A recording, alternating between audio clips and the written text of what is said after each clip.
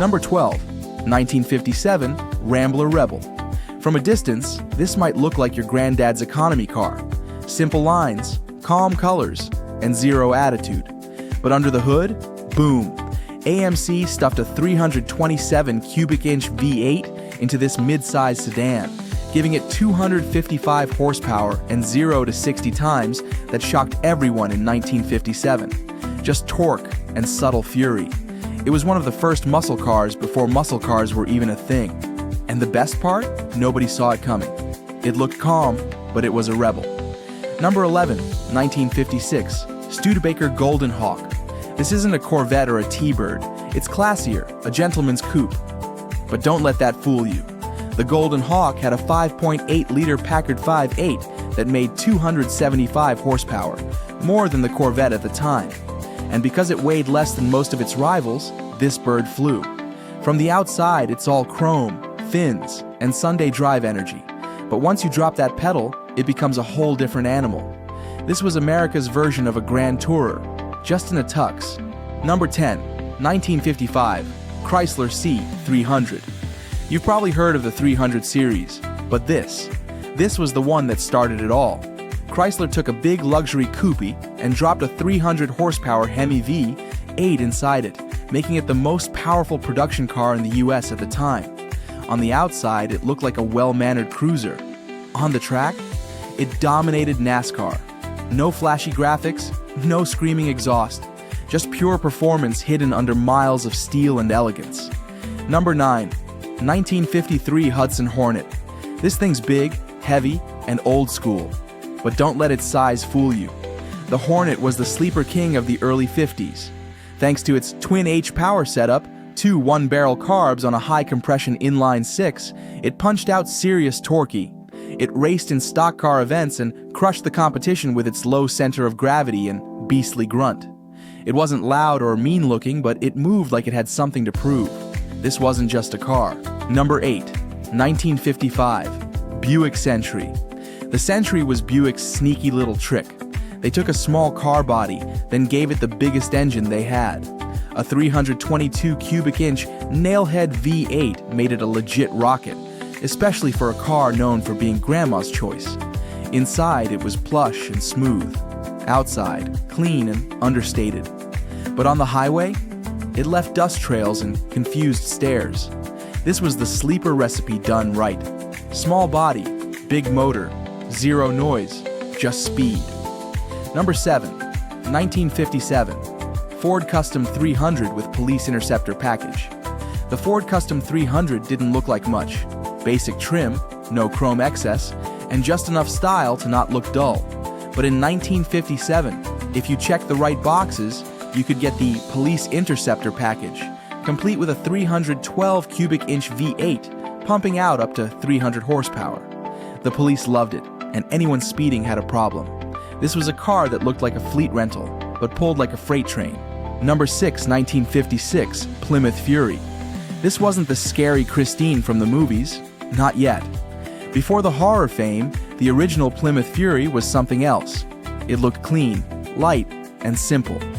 But under the hood, it was hiding a surprise.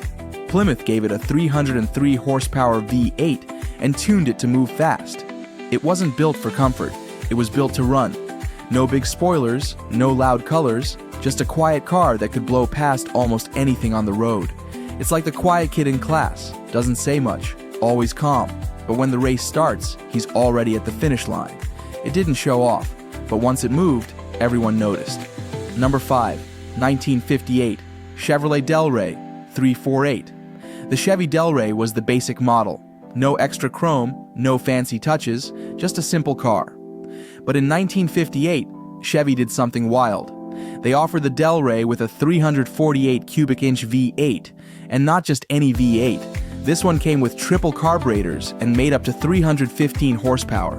That's sports car power in a car that looked like a rental. People saw a budget car. What they didn't see was what it could do when you hit the gas.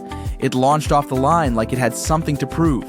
This was Chevy playing a prank on the streets. Number 4, 1957, Lincoln Premier. This one? It was long, wide, and shiny, like it was made to cruise through town with the radio on. But the Lincoln Premier had a secret. Under all that shine was a 368 cubic inch V8, tuned with help from Lincoln's own racing division. This wasn't just some slow-moving land yacht. It had real muscle underneath, and it knew how to use it. You tapped the pedal expecting a smooth roll, but what you got was a deep roar and a car that moved. It didn't wobble or wallow. It leapt forward like it had something to prove. And the best part? It didn't look like a race car. No scoops, no stripes, no noise. Just clean lines and class. So while everyone else was showing off in Bel Airs or burning rubber and hot rods, this thing pulled up, silent and confident, and left them all behind. The Premier wasn't trying to be cool, it already was. Number 3, 1959, Pontiac Catalina with tri-power 5.8. This was a full-size coupe with full-size muscle. The Pontiac Catalina looked like the kind of car you'd take to church on Sundays. Big body, white wall tires, bench seats, the whole deal. But if you checked the right box, things got interesting. You could get it with the tri-power 389 V8, 3 two-barrel carburetors working together to push serious power. That setup gave it sharp acceleration and strong pull at high speeds. You didn't need to slam the pedal. A gentle press was enough to feel it wake up. And yet, it never looked aggressive. It didn't need to. It blended in at the diner, the drive-in, or parked on the street. It was the cleanest way to pass someone at a red light and leave them wondering what just happened. Number 2, 1954. Oldsmobile Super 88 Rocket Oldsmobile was one of the first to bring real speed to regular drivers. And it all started with the Rocket Vi-8. In the Super 88, that engine turned a comfortable, family-friendly sedan into something way faster than it looked.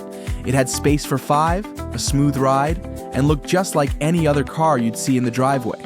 But once you hit the gas, that Rocket V8 came alive. Strong, steady, and surprisingly quick. It didn't make a scene. No loud pipes, no wild looks. Just clean lines, quiet power, and a smooth ride that could quietly outrun almost anything else in its class. And that's what made it dangerous. People saw a regular car, but what they didn't see was how easily it could leave them behind. So far, we've seen cars that hide power under calm exteriors. But what if I told you the next one had fighter jet levels of speed and looked like it belonged in a museum? Here's the real question. Can a car from the 50s go fast enough to scare you and still wear white wall tires?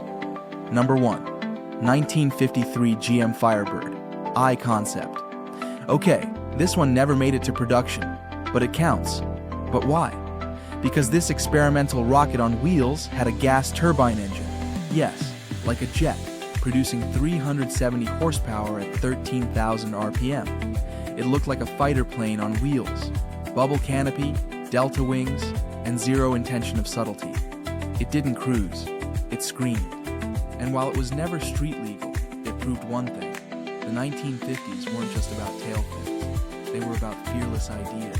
So there you go, 12 sleeper beasts from the 1950s that didn't need spoilers to scare you. Some were quiet rebels, some were factory flukes, but all of them shared one thing. They looked calm until they weren't. Got another sleeper legend we missed? Drop it in the comments. If you like cool car stories like this, don't forget to subscribe, because in the world of sleeper cars, it's not about how loud you look, it's how quick you are.